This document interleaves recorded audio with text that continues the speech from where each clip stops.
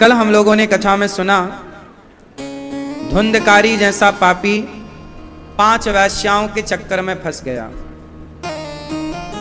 आप लोगों से मेरी प्रार्थना है, सत्संग करने के फायदे क्या हैं? सत्संग करने वाला व्यक्ति फंसता नहीं, उलझता नहीं, सुलझ जाता। और जो सत्संग में नहीं जुड़ा उलझ जाएगा। जैसे रावण उलझ गया, सीता मां को चुरा ले आया, उलझ गया। उलझा तो रावण था, पर रावण के कारण पूरी लंका वासियों का नाश हुआ। बोलो हाँ। लेकिन एक विभीषण राम की शरण में चले गए, तो देखो विभीषण बच गए। सत्संग किया विभीषण ने हनुमान जी का। भाई लंका जब हनुमान जी आए तो हनुमान जी कौन है? संत हैं। और संत की संगति विभीषण ने कर ली। और रावण को हनुमान जी जैसे संत मिले तो बांध के खड़ा कर दिया। ए बांध दो बंदर को, पूंछ में आग लगा दो।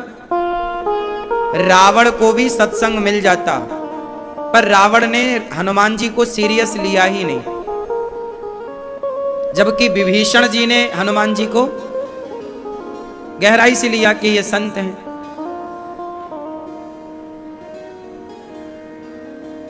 अब मोहि भाव भरोस हनुमंता, बिनु हरि कृपा मिलहि नहीं। ये विभीषण ने कहा।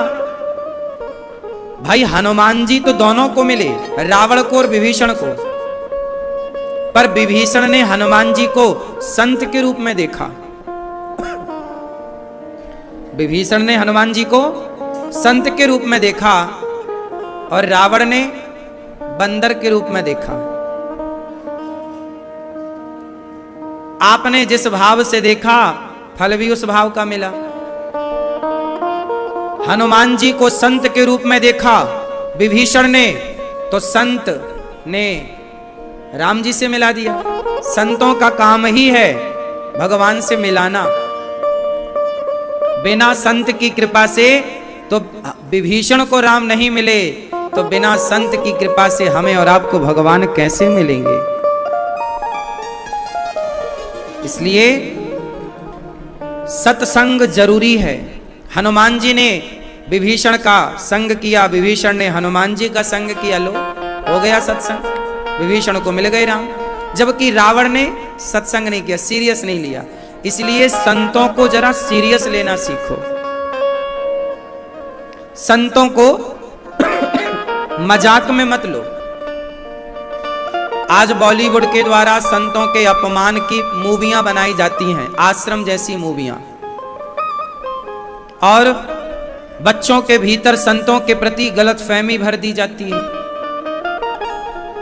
जबकि संत सदा से समाज की सेवा करते आए हैं। संत का काम क्या है? हनुमान जी का काम क्या था? लंका वासियों को भी राम से जोड़ दिया कि नहीं हनुमान जी ने? बोलो हाँ। मीराबाई को भगवान से जोड़ने वाले कौन थे? क्या नाम था मीराबाई के गुरुजी का? बोलो। भक्त रविदास, जिसे रैदास जी कहते हैं। एक संत ने ही मीरा को कृष्ण से जोड़ा, और ऐसे जोड़ा कि आज तक वो मीरा और कृष्ण की चर्चा होती है। ध्रुव जी को भगवान से किसने जोड़ा? संत ने, नारद जी ने। कबीर दास जी को भगवान से किसने जोड़ा? कबीर दास जी के गुरुजी कौन? रामानंदाचार्य जी। एक का नाम बताओ जिसे किसी संत ने ना जोड़ा हो। तुलसीदास जी को राम से किसने जोड़ा? श्री नरहरिदास जी ने। एक का नाम आप नहीं बता सकते कि बिना गुरु के वो भगवान तक पहुंचे हों। इसलिए संतों को सीरियस लेना सीखिए। विभीषण ने सीरियस ले लिया तो राम मिल गए, रावण ने मजाक बनाया तो लंका जल गई। हनुमान जी का मजाक ही तो बनाया, पूंछ में आग लगाओ, तेल ले आओ, कपड़ा बांधो। संतों का मजाक बनाओगे तो तुम्हारी लंका जल जाएगी, और सीरियस ले लोगे तो राजा बना देंगे वो संत। हनुमान जी ने विभीषण को राम से मिलवा कर देखो लंका का। हाँ, सुग्रीव किसकी शरण में था? अच्छा बताओ, सुग्रीव को पहले संत मिले कि भगवान मिले? कौन से संत? हनुमान जी कहां रहते थे? सुग्रीव के पास। क्यों रहते थे? क्योंकि सुग्रीव हैं भगवान सूर्य के पुत्र और हनुमान जी हैं सूर्य के शिष्य। तो जब हनुमान जी की शिक्षा पूरी हुई, भगवान सूर्य का पूरा शिक्षा का कार्य पूरा हुआ, तो हनुमान जी ने सूर्य भगवान से कहा, हे गुरुदेव। हनुमान जी के गुरु कौन है? सूर्य भगवान। सूर्य भगवान से कहा कि अब आज्ञा करिए, मैं आपको दक्षिणा में क्या दूं? मैं आपको दक्षिणा, भाई मैं आपका शिष्य हूं, पर शिष्य का काम है कि वो अपने गुरु को कुछ ना कुछ दक्षिणा, तो मैं आपको कौन सी दक्षिणा दूं हे सूर्य भगवान? तो हनुमान जी से कहा सूर्य देव ने कि मेरे पुत्र सुग्रीव हैं, आप जाओ और सदा मेरे पुत्र सुग्रीव की रक्षा करना और मेरे पुत्र को भगवान तक पहुंचाना। तो हनुमान जी इसलिए सुग्रीव के साथ रहते थे क्योंकि वो गुरु जी की आज्ञा थी।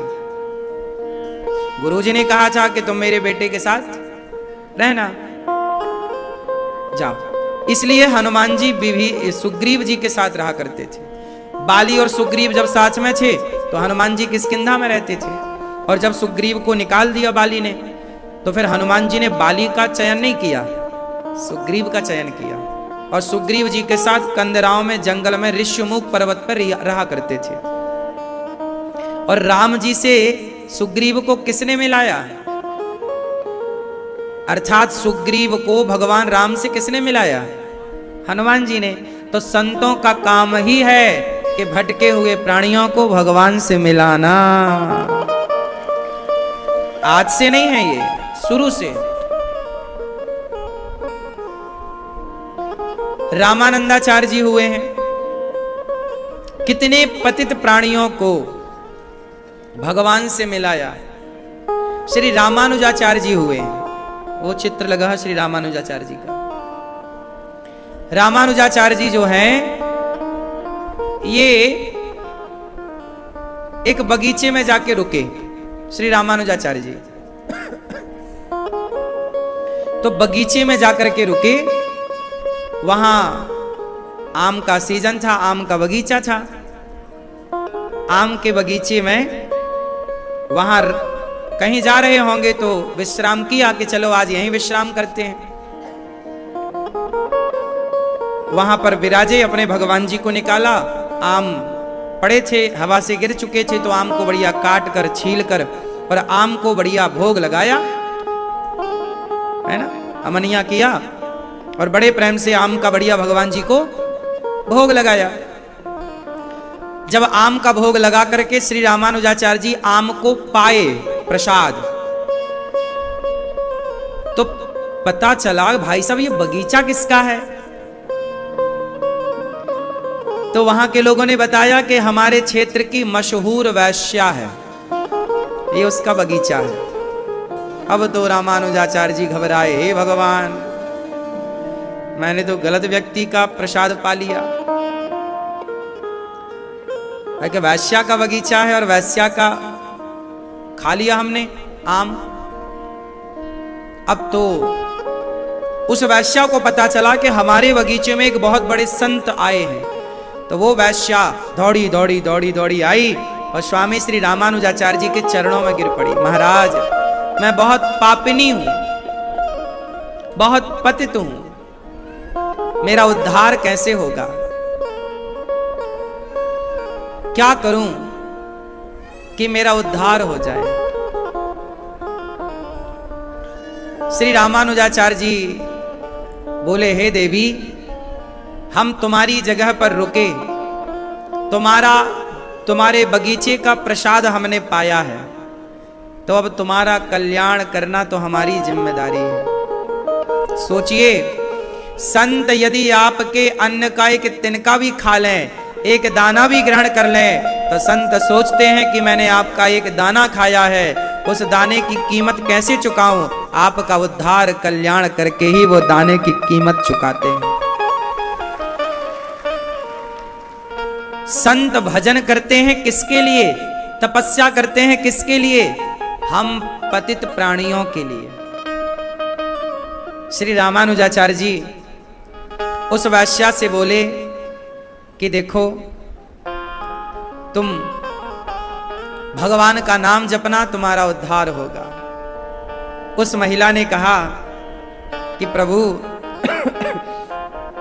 मैं आपको कुछ भेंट करना चाहती हूं, आप अपने भगवान को दीजिएगा। रामानुजाचार्य जी बोले हम तुम्हारे हाथ से कुछ ना लेंगे। संत ना सबके हाथ का ग्रहण भी नहीं करते, ये भी याद रखिएगा। वो वैश्या थी और वैश्या के हाथ का क्या लेते, मना कर दिया, हम तुम्हारा कुछ ना लेंगे। हमें पता होता कि ये जगह तुम्हारी है तो हम यहाँ रुकते भी ना। वो तो हमें पता ही नहीं था, सुंदर बगीचा लगा तो हम रुक गए। हम तो यहाँ का एक आम भी ना खाते, लेकिन क्या करें, बिना पता के पहले ही खा लिया। वैश्या ने कहा महाराज अब आम खा ही लिया है तो हमारे उद्धार का कारण बता दो, कैसे उद्धार होगा। तुम भगवान का भजन करो। महाराज मेरा कोई उपहार स्वीकार कर लो। अच्छा आप मत करो तो आप अपने भगवान जी को पहना देना। क्या भगवान रामानुजाचार्य जी से बार बार कहा कि कुछ ले लो, कुछ ले लो। तो रामानुजाचार्य जी बोले अच्छा तुम्हारा मन क्या है। बोले मैं, मेरे पास बहुत सारे हीरे मोती हैं। वो वैश्या थी तो राजा महाराज आते थे, बड़े बड़े कीमती हीरा। उसने कहा कि मैं आपको हीरा मोती देना चाहती हूँ। रामानुजाचार्य जी बोले कि मुझे नहीं चाहिए, लेकिन मंदिर में श्रीरंगम में भगवान रंगनाथ जी के लिए आप कोई हार बनवा के देना चाहो तो दे दो। उसने सबसे बढ़िया जौहरी को बुलाया, सबसे बढ़िया सुनार को बुलाया, सबसे महंगा हीरा निकाला और 2-4 महीने में उसने बहुत सुंदर एक हीरों का बड़े बड़े पुखराज पन्ना उसमें जड़े एक हार में, और वो हार लेकर के जब चली तो उसका मन इतना पावन हो गया रामानुजाचार्य जी के दर्शन मात्र से। अभी उसने कोई कथा नहीं सुनी, सत्संग नहीं किया, केवल दर्शन किया और कहा स्वामी जी ने कि आप श्रीमन नारायण का जाप करो। वो नाम जपने लग गई वैश्या, श्रीमन नारायण।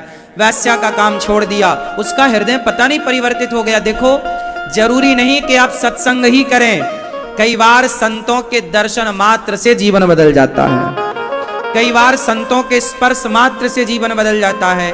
और सत्संग यदि कर लिया तो निश्चित परिवर्तन आना ही आना है। उस वैश्या का सारा गलत काम छूट गया और वो अपने मन ही मन श्री रामानुजाचार्य जी को अपना गुरु मानने लग गई कि ये मेरे गुरु हैं, और मंत्र जपने लग गई श्रीमन नारायण श्रीमन नारायण।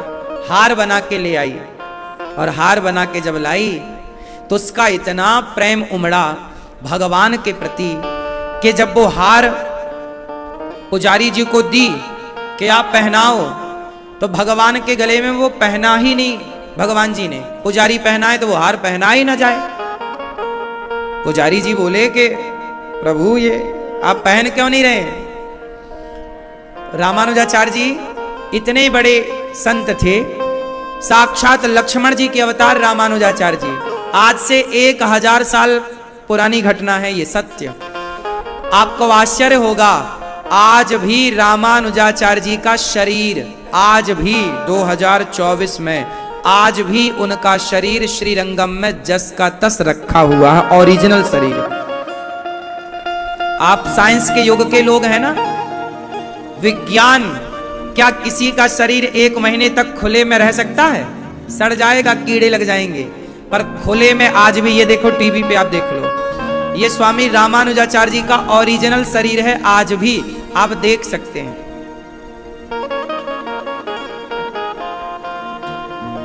इतने बड़े संत, साक्षात श्री लक्ष्मण जी का अवतार रामानुजाचार्य जी,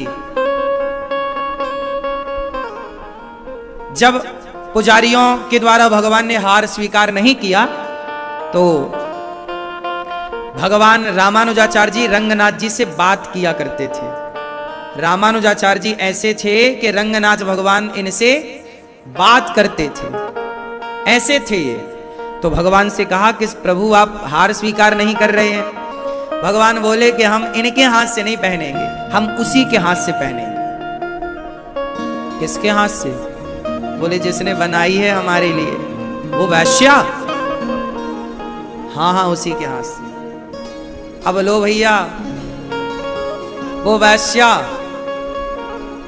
हार लेकर आई थी, उसे तो लगा था कि मैं बड़ी पापनी हूं, परंतु उसके सच्ची श्रद्धा के कारण, उसके रामानुजाचार्य जी के प्रति गुरु भाव के कारण, उसके भजन के कारण, उसके प्रायश्चित के कारण उसके सारे पाप नष्ट हो गए।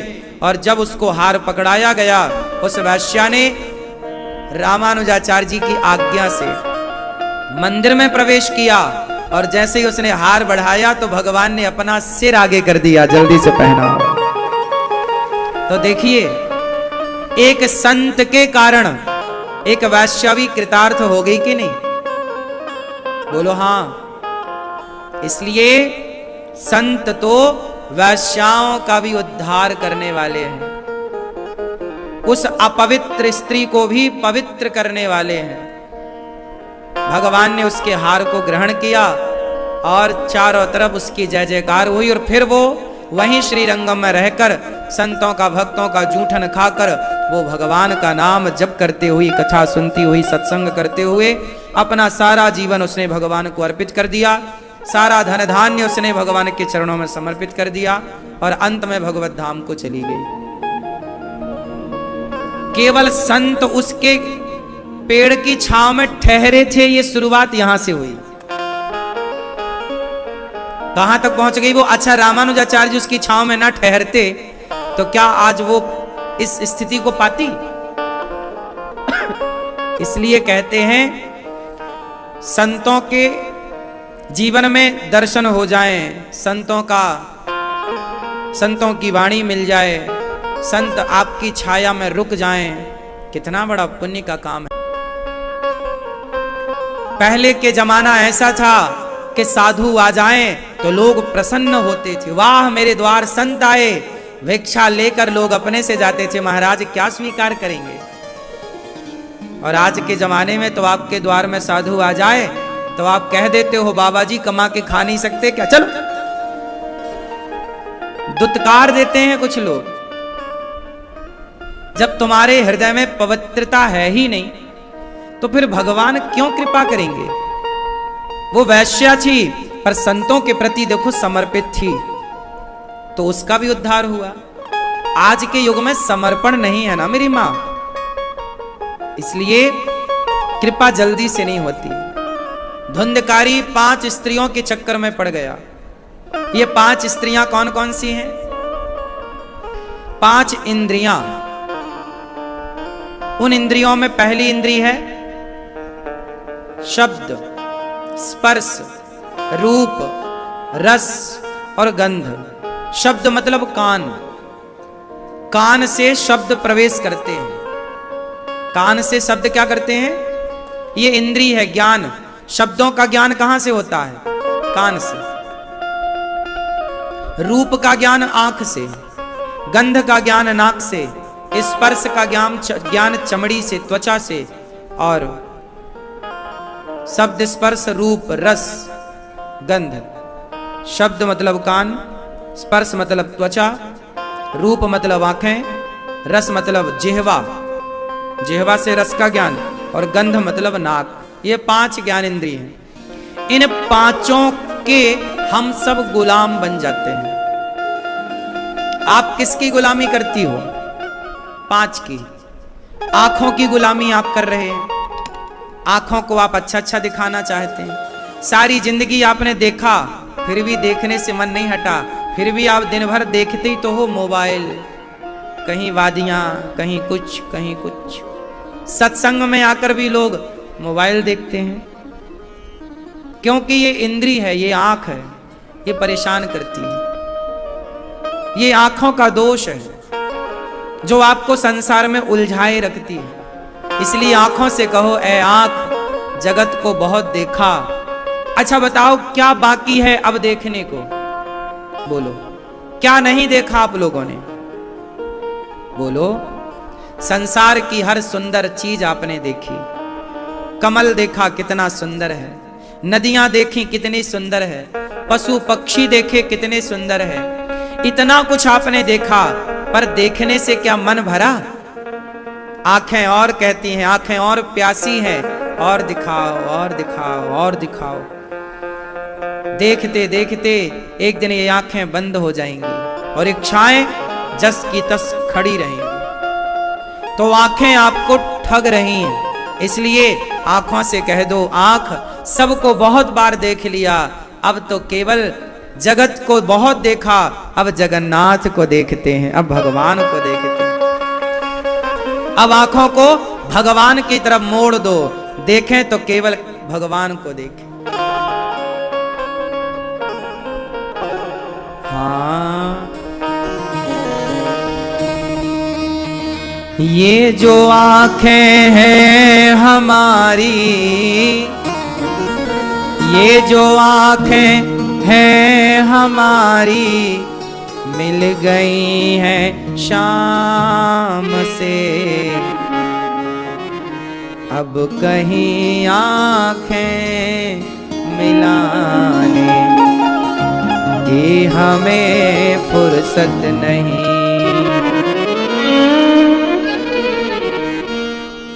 मैं जिस दिन भुला दूं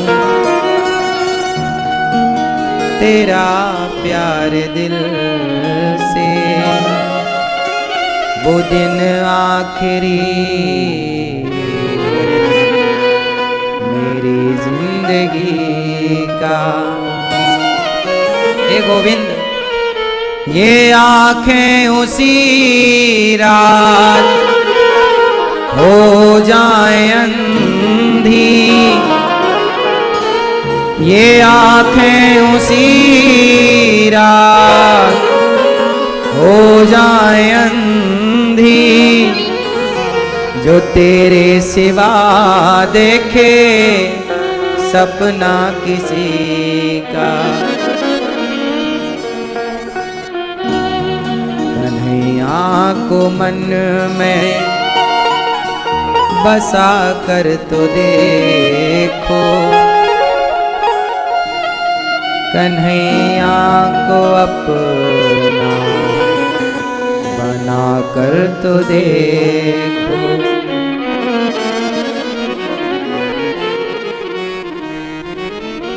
आंखें हो तो केवल भगवान के लिए। बहुत देखा, सबको देखा, बहुत बार देखा, क्या बकाया है, क्या नहीं देखा?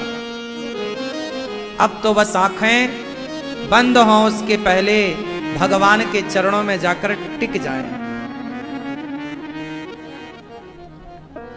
तो ये इंद्री है एक आंख। यदि आपका कंट्रोल आपकी आंखों में आ जाए ना, तो आप सुखी हो जाएंगे। आपका कंट्रोल आपकी आंखों में नहीं है। बार बार आपकी आंखें देखना चाहती हैं कुछ कुछ कुछ कुछ कुछ। तो दूसरा है, पहला है आंख, दूसरा है कान। कान इंद्री है, सुनना चाहते हैं कान। क्या आप सुनते हो दिन भर? क्या सुनते हो? अपनी प्रशंसा। आप बहुत खुश होते हैं जब कोई आपकी तारीफ करता है। कान प्यासे हैं तारीफ सुनने के। पति कहे कि तुम क्या लगती हो, सास कहे कि वाह मेरी बहू कितनी बढ़िया है, जेठानी कहे कि मेरी देवरानी तो सारा काम करती है, कितनी अच्छी है, बेटा कहे मेरी माँ तो सबसे बेस्ट उत्तम, आपके पड़ोसी कहें, पड़ोसन कहें कि वाह बहू हो तो ऐसी, माँ हो तो ऐसी, पत्नी हो तो ऐसी। आप सबसे अपनी तारीफ सुनना चाहते हैं। और कोई आपकी तारीफ ना करे, आपकी बुराई करने लग जाए, आप गुस्सा हो जाए, बुराई करता नहीं, जानता नहीं। कान तारीफ सुनने के आदी हो गए। और सारी जिंदगी आदमी अपनी बड़ाई सुनता, अपनी तारीफ सुनता, और सुनता सुनता मर जाता है। मत सुनो अपनी तारीफ, मत सुनो किसी की निंदा, मत सुनो अपना कुछ भी। सुनना है, कान एक दिन फ्यूज हो जाएंगे, सुनाई कम पड़ेगा। जब तक सुनाई पड़ रहा है, हो भगवान की कथाएं सुन लो इन कानों से, गोविंद का गुणगान सुन लो। भगवान से प्रार्थना करो कि हे प्रभु, सदा मेरे कान आपका गुणगान सुनते रहें, सदा मेरे कान आपके। सुनो मेरी माँ, कानों की सुंदरता हीरे के झुमका पहनने से नहीं है, कानों की सुंदरता भगवान की कथा सुनने से है। वो कान कान नहीं है, चूहे के बिल की तरह हैं। जो भगवान की कथा नहीं सुनते वो कान कान है कि चूहे के बिल हैं? कान तो वही हैं जो कथा सुनते हो। इसलिए निंदा क्यों सुनती हो या सुनते हो, चुगली क्यों सुनती हो या सुनते हो? कान केवल कथा के लिए, पिबत भागवतम रसमालयम। कानों से तुम तो, कानों से तुम तो कथा पी लिया करो। कानों से पीना है कथा को। कथा एक रस है, कान एक दौना है। दौना मतलब डालते जाओ कथा का रस, पीते जाएं कान। है कान वो जो हरि का गुणगान सुना करें। कान कथा नहीं सुने तो क्या, फिर क्या है कान? तीसरा जिह्वा। वो जिह्वा ही क्या जो केवल खाती पीती रहे, खाने पीने के लिए लपकती रहे। अरे जिह्वा तो वो है जिससे प्रभु का गुणगान हो। वो जिह्वा जो भगवान के लिए हिलती हो। जिह्वा किसके लिए? बोलो राम, बोलो कृष्ण। हिली के नहीं? बोलो हाँ। जिह्वा हिलती है ना, जब राम बोलो, कृष्ण बोलो, राधा बोलो तो हिलती है। जिह्वा का हिलना सार्थक तब होता है जब राम राम बोला जाए, भगवान का नाम बोला जाए। वरना यूं भी आप किसी की बुराई करो तो भी हिलेगी, पर बुराई से हिली तो क्या हिली, भगवान के लिए हिले। इसलिए अपनी जिह्वा को भगवान के नाम में लगाओ। ऐ जिह्वा राम नाम मणिदीप धरूं, जीह देहरी द्वार, तुलसी भीतर बाहिरो जो चाहत उजियार। भगवान का नाम इस जिह्वा से लिया करो। जिह्वा बोलती रहे सीताराम सीताराम सीताराम। खूब नाम जप करो। अब नाम तो तुमसे लिया नहीं जाता, और जरा निंदा करना हो तो 2-2 घंटे बिना थके जिह्वा बोलती है, बोलती जाती है, बोलती जाती है, नॉन स्टॉप। निंदा कराओ और राम राम का भैया जरा सीताराम बोलो, नहीं निकलता मुंह से, है ना। नुकसान आपका बहुत बड़ा होने वाला है। एक दिन जिह्वा होगी पर हिला ना पाओगे। जब तक हिल रही है भगवान के नाम में हिलाओ, नाम में लगाओ। शबरी ने राम राम जप लिया, देखो उसकी जिह्वा सार्थक हो गई। उसकी आंखों ने राम को देख लिया, आंखें सार्थक हो गई।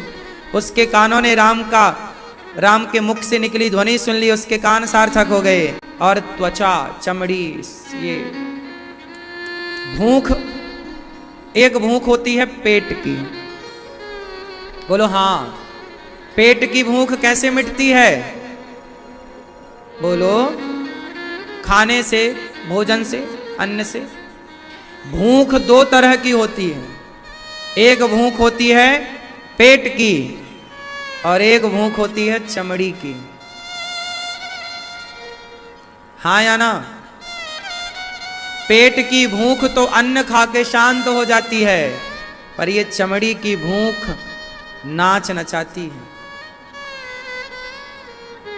रावण सीता मां को क्यों चुराया? कौन सी भूख थी उसे? बोलो, पेट की भूख थी क्या? किसकी भूख थी? चमड़ी की। द्रौपदी के कपड़े काहे उतारे गए सभा में? दुर्योधन को पेट की भूख थी कि चमड़ी की? बोलो। ये छोटी छोटी बच्चियों के साथ बलात्कार हो जाता है, पेट की भूख के कारण होता है कि चमड़ी की भूख के कारण? हाँ साहब, पेट की भूख से खतरनाक है चमड़ी की भूख। और ये चमड़ी सबसे खतरनाक इंद्री है। आप अपनी चमड़ी को जरा संभाल के रखें, सहेज के रखें। आपकी चमड़ी किसी पराई स्त्री और पराये पुरुष की तरफ ना बढ़े। आपकी चमड़ी सदा दीन दुखियों की सेवा के लिए आगे बढ़नी चाहिए। हाथ तो देखो, मैं इन्हीं हाथों से अपनी वृद्ध माओं के पांव दबाता हूं। इन्हीं हाथों से आप किसी भूखे को रोटी देते होंगे, तो चमड़ी का प्रयोग तो यहां भी हो रहा है।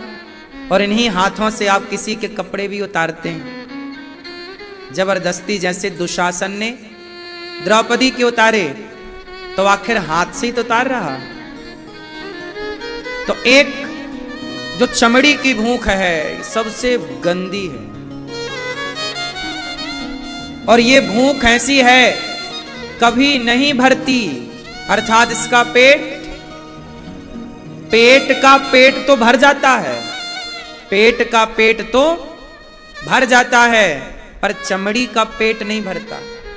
भर जाता तो लोग अपनी पत्नी को छोड़कर दूसरे के चक्कर में, अपने पति को छोड़ के दूसरे पुरुष के चक्कर में कुछ लोग समाज में क्यों दिखते? ये वही लोग तो हैं जिनकी चमड़ी का पेट नहीं भरा। भगवान से प्रार्थना करो, हे विधाता हमें इन सब बुराइयों से आप बचाइएगा। हम में इतनी शक्ति नहीं है कि हम इन बुराइयों से बच जाएं। रावण जैसा ज्ञानी नहीं बचा हे प्रभु, पर आपके चरणों में समर्पण करता हूं। आपने जैसे विभीषण को बचाया, सुग्रीव को बचाया, ध्रुव प्रहलाद को बचाया, ऐसे ये दास को, हम सबको प्रभु आप बचाइए। संसार की हर बुराई से बचाइए, हर बुराई से हम बचें। इसलिए आप अपने शरीर को सेवा में लगाओ। समझ रहे हो मेरे दोस्तों, मेरी माँ, मेरी बहनों? आज ये लिव इन में रहने वाले लोग क्या कर रहे हैं? ये लिव इन नहीं है, इनकी चमड़ी की भूख है।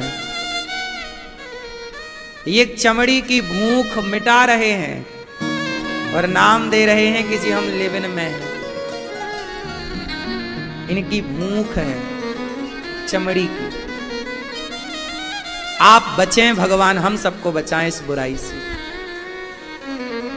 तो आंखों को भगवान में लगाओ दर्शन के लिए, कानों को भगवान की कथा में लगाओ, और अपने त्वचा को, शरीर को, शरीर के अंग अंग को, पांव है तो दौड़कर सत्संग में जाएं, तीर्थों में जाएं, भगवान का दर्शन। पांव से तो चल के बिहारी जी जाओगे। हाथ है तो किसी दीन दुखी की सेवा करो, बेसहारा का सहारा बनो। जैसे ये दास अनिरुद्ध ने, हमने पूरा शरीर अपना सेवा में लगा रखा है, पूरा शरीर हमारा सेवा में है। देखो, चमड़ी को बिजी करो, सेवा में बिजी करो। यदि ये बिजी यहां नहीं भई तो कहीं और फिर मांगेगी आपसे चमड़ी के, अब उस तरफ ले जाओ। आंखें यदि बिजी हो गई भगवान में और भगवान के भक्तों में तो फिर आंखें भटकेंगी नहीं। नहीं बिजी करोगे तो वो लपक लपक के गंदी जगह फिर वो मुन्नी बदनाम हुई देखेगी, शीला की जवानी देखेगी फिर वो। हाँ या ना? सामने वाली खिड़की में एक चांद का टुकड़ा रहता है, फिर ये आंखें उस तरफ भागेंगी। कहां चले चांद का टुकड़ा देखने? हैं? अच्छा ठीक।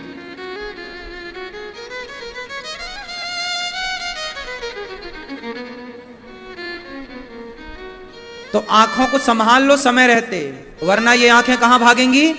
सामने वाली खिड़की में। सामने वाली खिड़की में भागें, उसके पहले भगवान की खिड़की की तरफ लगा दो। मेरे घर के आगे श्याम, मेरे घर के आगे शाम तेरा एक मंदिर बन जाए, जब खिड़की खोलूं तो तेरा दर्शन हो जाए, जब खिड़की खोलूं तो तेरा दर्शन हो जाए। तो आंखें कहाँ लगे? खिड़की खोलो तो भगवान नजर आए। आंखों को यहां लगाना, कान को भगवान की कथा में लगाना, चमड़ी को भगवान की सेवा, गुरु की सेवा, माँ की खूब पांव दबाओ, पिता के खूब पांव दबाओ, बड़े बुजुर्गों के खूब पांव दबाओ, खूब सेवा करो। लग जाएगी नहीं ये चमड़ी सेवा में तो फिर भटकेगी। क्यों मेरी माँ? आज ये बताओ, जो आदमी बिजी है वो ज्यादा परेशान है कि जो फ्री है वो ज्यादा परेशान है? हाँ, सबसे ज्यादा मन किसका भटकता है? जो बिजी है उसका या जो फ्री है उसका? हाँ, मन उसी का तो भटकेगा जिसका मन कहीं लगा ही नहीं। तो मन आपका भटके कहीं लगे। अब अनिरुद्धाचार्य है, हमारा मन सेवा में लगा है। कोई भी आता है हम उसे ले जाते हैं माँ का दर्शन कराने, सेवा कर लो भैया, दर्शन कर लो, लो उसके हाथ से अन्नदान करा देते हैं, ले भैया दे तू भी बांट। तो हम बिजी हैं, सेवा में जुड़े हैं। जब बिजी हैं तो फिर मन के भटकने की कोई संभावना, इसलिए मेरा मन स्थिर रहता है। आप लोग कहते हैं गुरुजी हमारा मन स्थिर नहीं है, महाराज जी हमारा मन स्थिर नहीं है। अरे भैया, मन को लगा दो ना, कहीं सेवा में लगा दो।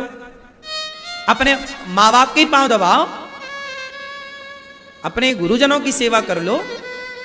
गोपाल जी ले आओ, गोपाल जी की सेवा में लगे रहो। गैया रख लो घर में, गैया की सेवा में लगे रहो, उसी के हाथ फेरते रहो। बिजी रखो अपने को। बिजनेस कर लो, बिजनेस में लगे रहो, काम करो। फ्री मत रहो। फ्री दिमाग शैतान का, खाली दिमाग खाली ना रहो। खाली मन नाश कराएगा। बिजी रखो। हम इतने बिजी रखते हैं अपने आप को कि हमारे मन को जरा कुछ सोचने का समय ही नहीं मिलता। इतना बिजी रखता हूं अपने आप को।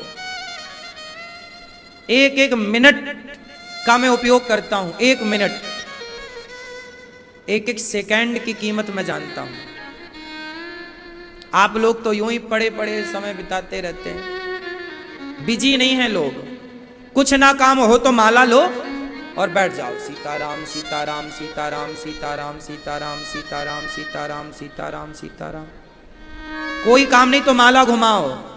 बिजी रखो।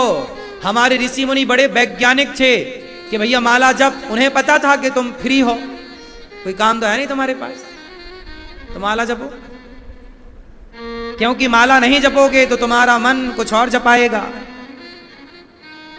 इसलिए भैया कहीं ना लगा, यहां लगा, यहीं यहीं गोल गोल घूमेगा। श्रीमन नारायण श्रीमन नारायण श्रीमन नारायण श्रीमन नारायण। माला जपो। जरा भी फुर्सत मिल जाए माला।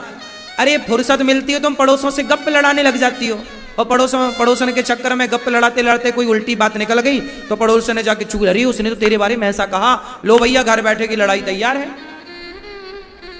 ऐसा होता है कि नहीं भाई? ज्यादा बात करेंगे तो कुछ ना कुछ तो निकलेगा ही मुंह से। और पड़ोसन जाके बताएं कि सुनो वो तो कह रही थी तुम्हारे बारे में कि तुम ऐसी कलमुही हो, लो हो गई। इसलिए समय मिल जाए अपने बच्चों के समय व्यतीत करो, पति के साथ समय गुजारो, सास ससुर के साथ समय गुजारो, पत्नी के साथ समय गुजारो, अपने परिवार में समय गुजारो, और समय फिर भी बचे। सीताराम सीताराम श्रीमन नारायण श्रीमन नारायण। सही है? अब आपके पास समय मिलता है ना, तो आप पड़ोसी को आई लव यू लिख के भेज देते हैं। आई लव यू, है ना?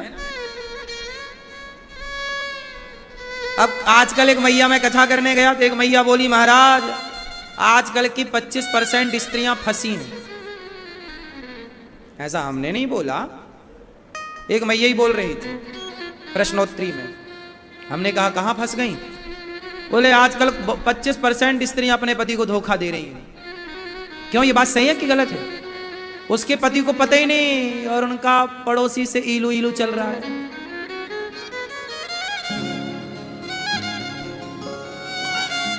बॉस से इलू इलू हो गया है। क्यों, ये बात सही है? पता नहीं किस रूप में देखो। तो आजकल यही चल रहा है। पुरुषों का उस मैया ने बताया 50%। बोले 50% पुरुषों का है आजकल। 50% उसे मैंने नहीं, ये मेरी गणित बिल्कुल नहीं है। प्रश्नोत्तरी में और रिकॉर्डर है, वो प्रश्नोत्तरी में आप सुन लेना।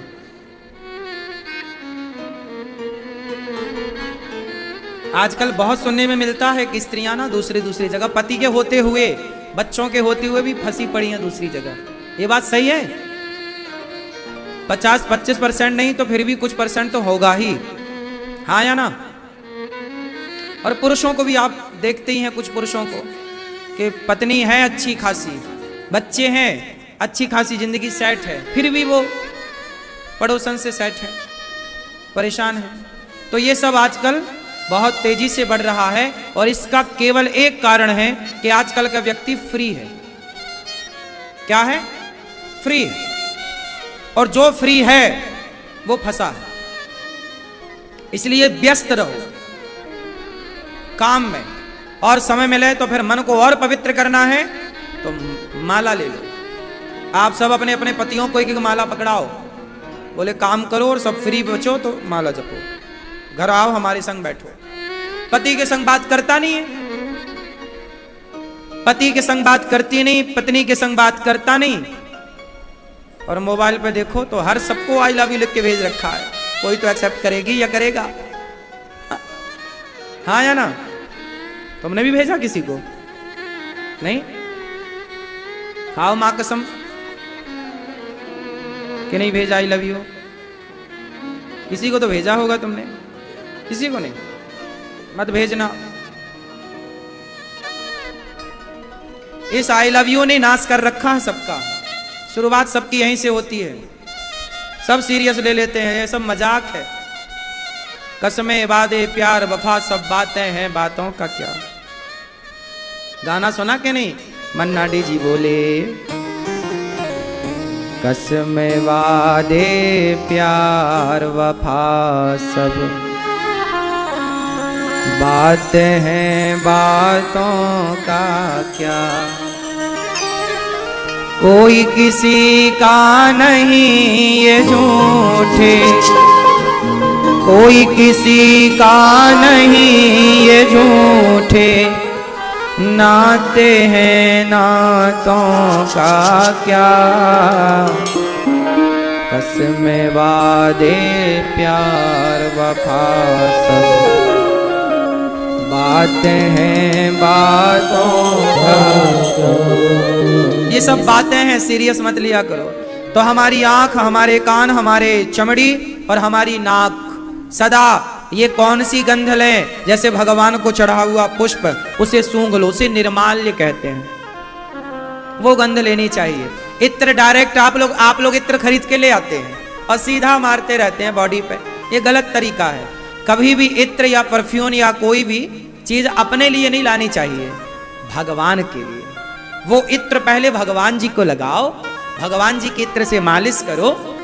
कोई भी परफ्यूम पहले भगवान को डालो और फिर भगवान को डालने के बाद वो बन गया प्रसादी इत्र। तो फिर वो प्रसादी इत्र लेने की परंपरा है, अपने लिए इत्र नहीं, भगवान का प्रसादी इत्र हो, है ना? क्या हो? जैसे स्त्रियां मांग भरती हैं, आप सिंदूर खरीद के लाती हो बाजार से, सीधा मांग में भर लेती हो। ये गलत तरीका है। सिंदूर लाओ, सबसे पहले श्री किशोरी जी को, श्री सीता जी को, लक्ष्मी जी को, मां भगवती को पहले सिंदूर अर्पित करो। पहले माता जी की मांग में सिंदूर लगाओ। आपके घर में सीता जी का चित्र हो, लक्ष्मी जी का चित्र हो। लक्ष्मी नारायण तो सबके घर होने ही चाहिए। सुन लो, क्या होने चाहिए? लक्ष्मी नारायण जी सबके घर होने चाहिए। सिंदूर लाओ, पहले लक्ष्मी जी के लगाओ, फिर वो सारा सिंदूर आपके लिए क्या बन गया?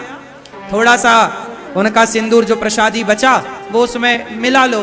फिर वो प्रसादी सिंदूर से अपनी मांग भरनी चाहिए।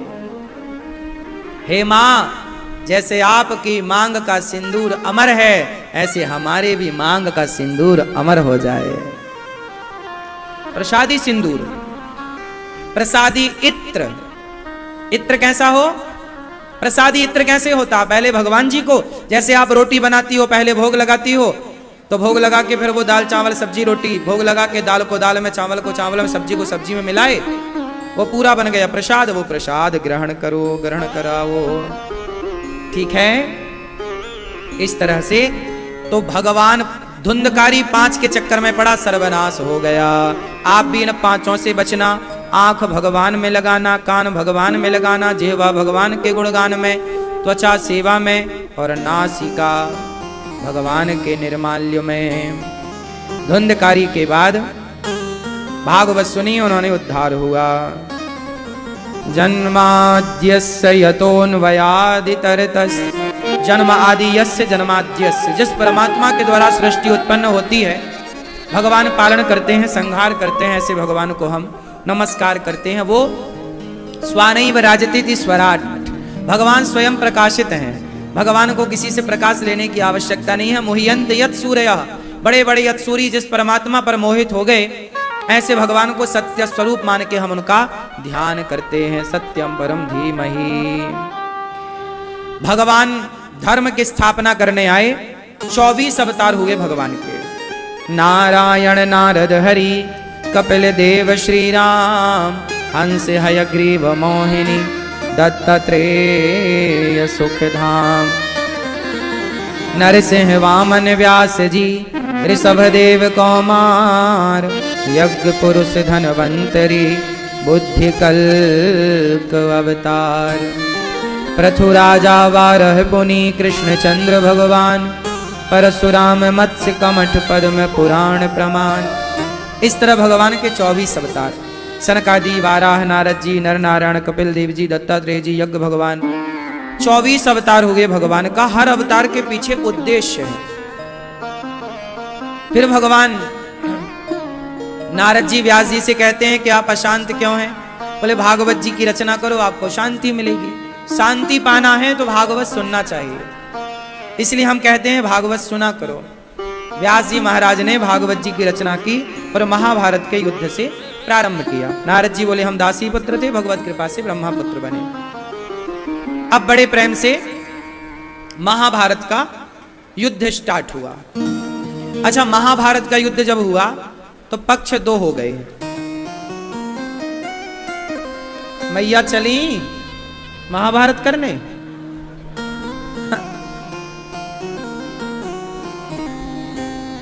महाभारत की कथा आप लोग करते हो कि नहीं? महाभारत नहीं करते? सास के साथ, पति के साथ चलता महाभारत। महाभारत है ना,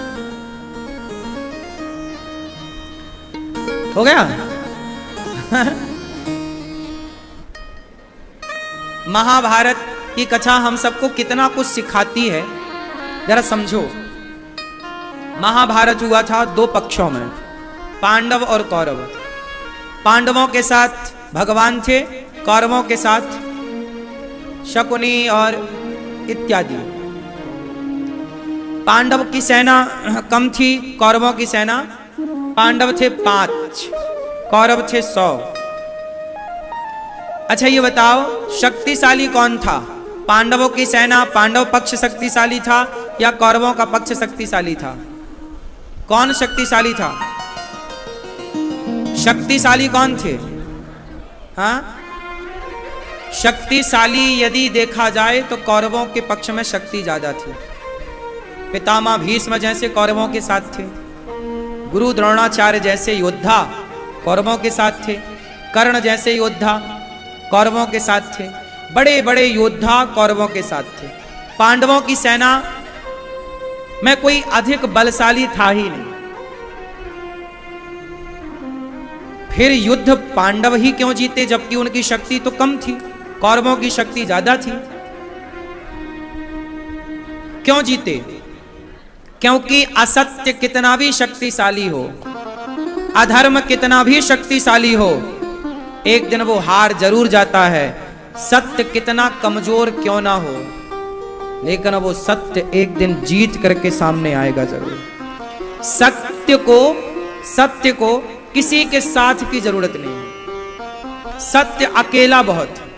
सत्य का साथ भगवान खुद देते हैं। सत्य यदि हार जाएगा तो भगवान की हार मानी जाएगी। इसलिए आप कभी झूठ के साथ ना खड़े हुआ करो, सदा सत्य के साथ खड़े हुआ करो। किसके साथ? बोलो, सत्य के। सत्यम ब्रूयात प्रियम ब्रूयात। सत्य बोलना चाहिए, मीठा बोलना चाहिए।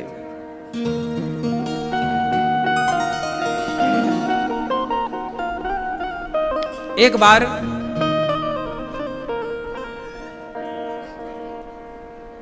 धर्मराज युधिष्ठिर यज्ञ करते हैं, खूब दान दक्षिणा देते, पुण्य करते। अर्जुन को थोड़ा एटीट्यूड, अभिमान आ गया, है कोई हमारे भाई जैसा दानी? देखो, भगवान ने पांडवों का वहां तो साथ दिया महाभारत में, लेकिन आगे जहां पांडव गलत थे वहां भगवान ने पांडवों का भी साथ नहीं दिया। अर्जुन को अभिमान आ गया, है कोई मेरे भैया जैसा दानी? देखो, इतना यज्ञ किया, इतना दान किया, भूख प्यासे कोई भूखा नहीं, कोई प्यासा नहीं, सबको दान दक्षिणा सोना चांदी दी, है कोई इतना बड़ा दानी? भगवान चुप रहे। अर्जुन बोले, प्रभु कोई है युधिष्ठिर जी के जैसा, हमारे भैया के जैसा दानी? भगवान बोले, तुम्हारे भैया तो कुछ भी नहीं है। अब तो अर्जुन को, तो फिर बताओ बड़ा दानी कौन है? भगवान बोले, मैं बहुत प्यार करता हूं अपने भक्त से। क्या नाम है उसका?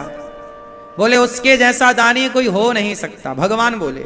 अर्जुन बोले, आखिर ऐसा कौन सा दानी है भाई, नाम बताओ। भगवान कृष्ण बोले कि उसके जैसा दानी ना कोई था ना कभी होगा। अर्जुन बोले, नाम बताओ।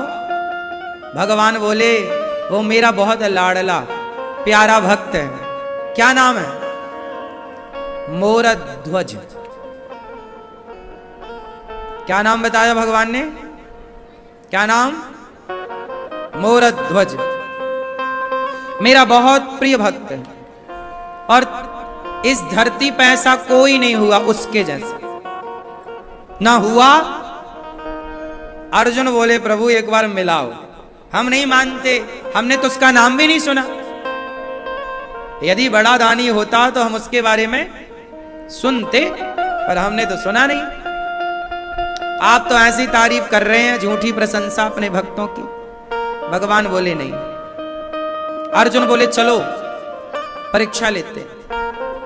भगवान बोले, मैं अपने भक्त की परीक्षा नहीं लेता। नहीं नहीं नहीं, तो हम नहीं मानते कि वो बड़ा दानी, हमने तो सुना ही नहीं कभी उसके बारे में, कोई बता नहीं सकता उसका नाम। भगवान बोले, कोई भले ना जाने, हम तो जानते हैं, चलो परीक्षा लेते हैं। भगवान बोले, नहीं, मैं परीक्षा नहीं लेता। नहीं प्रभु,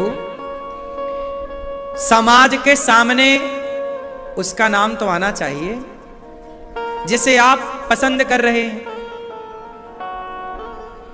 वरना मैं नहीं मानता।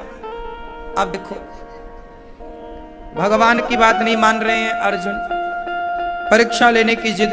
भगवान बोले, अच्छा तुम्हारी इच्छा है तो चलो। गए दोनों लोग, पंडित जी बन के गए दोनों, ब्राह्मण। अर्जुन भी पंडित जी बन गए और भगवान कृष्ण भी ब्राह्मण बन गए। मोरध्वज का नियम था कि बिना दान दिए भोजन नहीं करते थे, और दान वो देते थे जो आप मांगते थे। जो मांगोगे वो दिया जाएगा। लोग जाते, कोई सोना मांगे, कोई चांदी मांगे, कोई गाय मांगे, कोई जमीन मांगे, कोई कुछ मांगे, वो सब कुछ राजा देते, और सब देने के बाद फिर वो भोग लगाते भगवान जी को, और फिर प्रसाद पाते। इतने बड़े दानी थे मोरध्वज कि भगवान उनकी प्रशंसा करते। अब ब्राह्मण बन के अर्जुन और श्री कृष्ण दोनों गए, लाइन में जाके ये भी बैठ गए। सबको वो दान कर रहे थे, सब दीन दुखी ब्राह्मण सब थे, कोई कुछ मांगे सब। जब नंबर आया भगवान श्री कृष्ण का और अर्जुन का, मोरध्वज ने हाथ जोड़ के कहा, हे ब्राह्मण देवता, आपको क्या चाहिए? भगवान ने इशारा किया, अर्जुन मांगो क्या चाहिए। बोले हमें कुछ नहीं समझ में आ रहा प्रभु, आप बताओ। भगवान बोले चलो परीक्षा लेंगे तो सबके बीच में इनका नाम आएगा।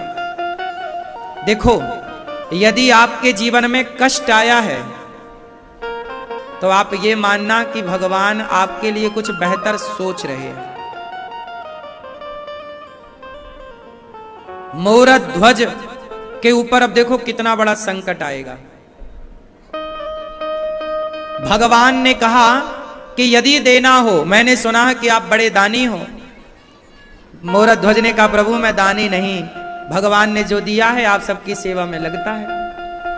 मैं चाहता हूं, भगवान ने कहा मैं चाहता हूं कि मेरा शेर बाहर खड़ा है,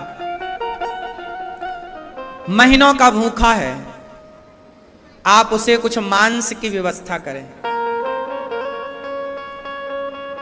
पर मेरा शेर बूढ़ा है, दांत टूट चुके हैं, मांस फाड़ नहीं सकता, दांत होते तो फाड़ लेता,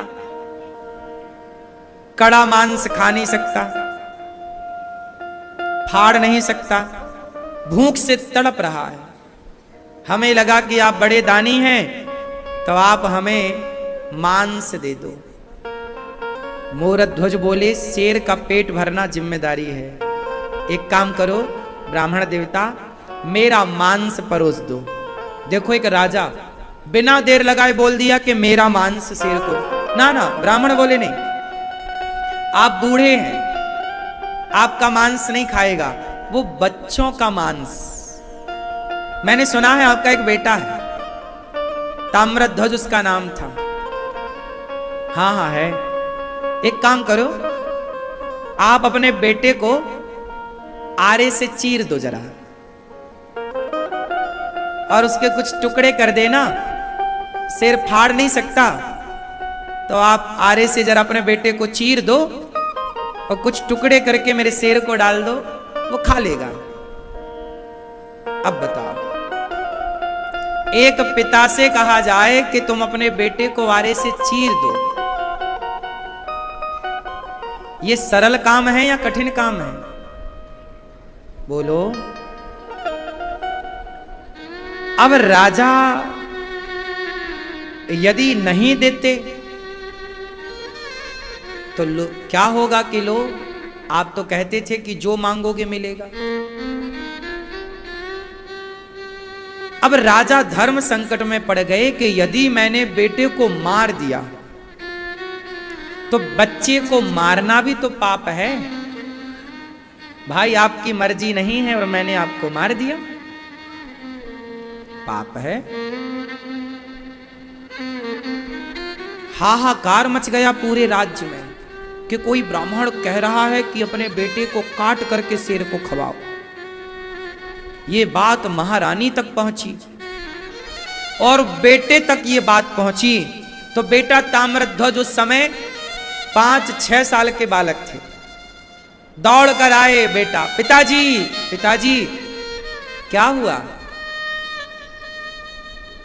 आप सोच रहे हैं ना कि मेरी इच्छा है या नहीं? पिताजी मैं आपका बेटा हूं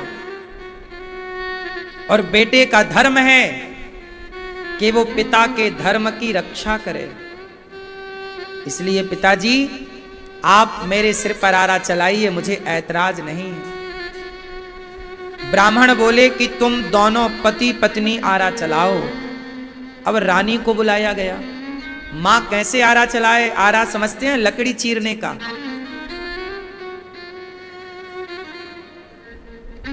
आरा रानी और राजा को चलाना है, रानी मां है, मां कैसे बेटे के सिर पे आरा चलाए? तब वो बच्चा बोला, मां एक तरफ आपका बेटा है, दूसरे तरफ आपके पति का धर्म है। बेटा चला जाएगा ना मां तो वापस आ जाएगा, पर धर्म चला गया तो वापस नहीं आएगा। देखो जरा, बेटे से बड़ा धर्म है। रानी खड़ी हो गई, राजा खड़े हो गए, आरा दिया गया। आरा बच्चे के सिर पे रखा गया, पर रानी के हाथ कांप रहे। रानी रो रही, राजा के हाथ कांप रहे, राजा रो रहे। तब ब्राह्मण भगवान बोले, राजन शर्त है, आप दोनों की आंखों में आंसू की एक बूंद नहीं होनी चाहिए। यदि आप रोए तो फिर हमारा शेर ये मांस नहीं खाएगा। अब बेटे को आरे से चीरना है, और शर्त यह है कि आंखों से आंसू नहीं बहा सकते आप। आरा चलाने को माँ बाप तैयार हुए कि बच्चा बोला, माँ 1 मिनट। दौड़ा दौड़ा गया, रुई लेके आया, माँ के कानों में रुई ठूंस दिया। बेटे ने पिता के कानों में रुई ठूंस दिया। माँ बोली, बेटा ये क्या कर रहे हो? माँ अपने कानों में रुई लगा लो। माँ क्यों? जब आप आरा चलाओगी ना तो मुझे दर्द होगा, मैं चीखूंगा, मैं चिल्लाऊंगा। माँ यदि आप मेरी चीख सुन के आरा रोक दोगी तो पिता का धर्म चला जाएगा। मैं कितना भी चीखूं चिल्लाऊं माँ, आरा रुकना नहीं चाहिए। पिता का वचन है कि जो मांगोगे दूंगा, और आज किसी ने मुझे ही मांग लिया है, तो मुझ पुत्र का तो कर्तव्य है ना कि पिता के धर्म को पूरा करूं। आरा चलाना शुरू किया। माता पिता ने रुई लगाकर जो आरा चलाया, खून की पिचकारियां निकलने लग गई। कभी वो माँ के मुंह में आए तो कहीं पिता की तरफ आए, कहीं दीवारों की तरफ जाए। चारों ओर रक्त ही रक्त बिखर गया। देखते देखते बच्चा 2 भागों में फट गया। भगवान ने कहा, राजन बच्चे का दायां अंग ले जाओ और मेरे शेर को डाल दो, और बायां अंग ले जाओ गटर में फेंक दो। ये सुनते ही रानी की आंखों से आंसू झरने लगे। भगवान बोले, महारानी आपकी आंखों में आंसू क्यों? महाराज मेरे बेटे का एक अंग आपके काम आया, पर मेरे बेटे का दूसरा अंग आपके काम नहीं आया, इसलिए आंखों में आंसू आ गए कि मेरे बेटे का बलिदान पूरा का पूरा आपके काम ना आया। अच्छा, ब्राह्मण बोले, भगवान बोले, अच्छा शेर का पेट तो भर गया, शेर ने खा लिया बच्चे का मांस। अब ब्राह्मण बोले, अर्जुन और कृष्ण दोनों थे। भगवान बोले कि हमें बड़ी भूख लगी, जरा हमें भोजन कराओ। अब राजा रानी गए और भोजन तैयार किया, परोसा, चौकी लगाई, थाली रखी। जैसे ही प्रसाद आया, दाल चावल सब्जी रोटी जो भी परोसा गया, आया तो भगवान श्री कृष्ण उठकर खड़े हो गए। राजन हम तुम्हारे घर भोजन नहीं करेंगे। क्यों? क्योंकि तुम हत्यारे हो, तुमने अभी अपने बेटे की हत्या की है, और हम हत्यारों के घर भोजन नहीं करते। मोरध्वज बोले, महाराज मैंने हत्या नहीं की, आपने कहा तो आपके कहने से मैंने आपके वचन को पूरा किया है। नहीं, देखो कई बार ऐसा लगता है कि भगवान कितने निष्ठुर हो गए।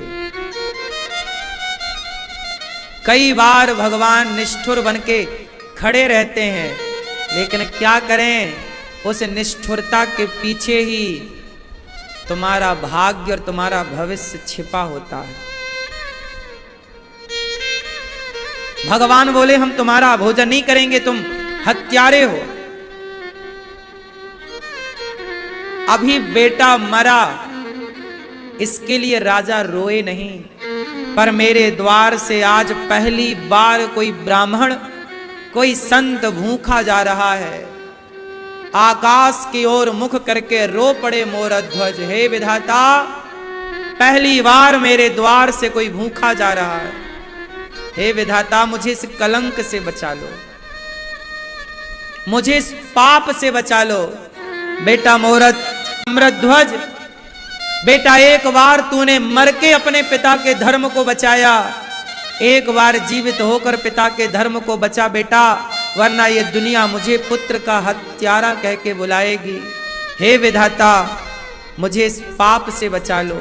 यदि मैंने सपने में कभी किसी का बुरा ना किया हो, मैंने सदा प्रभु आपकी सेवा की हो, आपके भक्तों की सेवा की हो, कभी मैंने मन से, वाणी से, कर्म से कभी किसी का दिल ना दुखाया हो, तो हे विधाता, हे प्रभु, हे भगवान, मुझे इस कलंक से बचा लो। बेटा ताम्रध्वज, एक बार तूने मरकर अपने पिता के धर्म की लाज रख ली बेटा, एक बार अपने पिता के लिए जीवित होके अपने पिता के धर्म को बचा। आज तू जीवित नहीं होगा तो तेरे पिता का धर्म चला जाएगा। जब ये कहा और रो पड़े मोरध्वज, आंखों से आंसू जब गिरे तो आवाज आई, पिताजी, मैं मर कर भी आपके धर्म की रक्षा करूंगा और आपके लिए जीवित होकर भी आपके धर्म की रक्षा करूंगा। उसी द्वार से ताम्रध्वज, वही बालक, वही सुंदर सा बालक दौड़ता हुआ आया और पिता के हृदय से लग गया। पिताजी देखो, मैं आ गया। मोरध्वज ने होश संभाला, अपने आप को संभाला। उन्हें लगा कि मैं होश में हूं या नहीं। ध्यान से देखा, तू तो मर चुका था, कैसे जीवित हुआ? सामने देखा तो वहां कोई ब्राह्मण नहीं, साक्षात भगवान श्री कृष्ण खड़े थे। और अब की बार मोरध्वज नहीं, भगवान श्री कृष्ण रो रहे थे। अर्जुन की सिसकियां बंद नहीं हो रही, अर्जुन रोए जा रहे हैं। मोरध्वज बोले, प्रभु आप? हाँ। भगवान बोले, मोरध्वज क्षमा कर दो। भगवान क्षमा मांग रहे हैं, क्षमा कर दो। क्यों प्रभु? अर्जुन के कहने से हमने तुम्हारी परीक्षा ली। हम जानते थे कि तुम कैसे हो, तुम कौन हो, पर हम जानते तो लोग थोड़ी जानते। पर आपने जो किया, इससे युगों युगों तक आपके नाम को ये दुनिया जानेगी कि दानी कोई हुआ है इस धरती पर तो मोरध्वज के जैसा, जिसने अपने वचन के लिए, अपने धर्म और अपने सत्य के लिए अपने पुत्र को भी धर्म के लिए समर्पित कर दिया। भगवान की कृपा से उनका मरा हुआ पुत्र जीवित हो गया। उन्हें सब कुछ जस का तस मिला, लेकिन समाज में अर्जुन को यह विश्वास दिलाया भगवान ने कि देखो, भक्त तो वही हो सकता है जो दुख में विचलित ना हो। सोचिए कि यदि मोरध्वज विचलित हो जाते कि नहीं, मैं नहीं देता बेटे को, कुछ और मांग लो, तो क्या आज युगों बाद मोरध्वज का नाम होता? भगवान उनसे बहुत प्रेम करते हैं जो विपत्ति आने पर भी, दुख आने पर भी अपने धर्म से, अपने सत्य से विचलित नहीं होते। इसलिए मेरी मां, जब जीवन में कुछ दुख आए तो समझ लो कि भगवान कुछ बड़ी प्लानिंग कर रहे हैं। भगवान ने प्लानिंग की। अरे भगवान के कारण मोरध्वज के जीवन में इतना बड़ा संकट आ गया।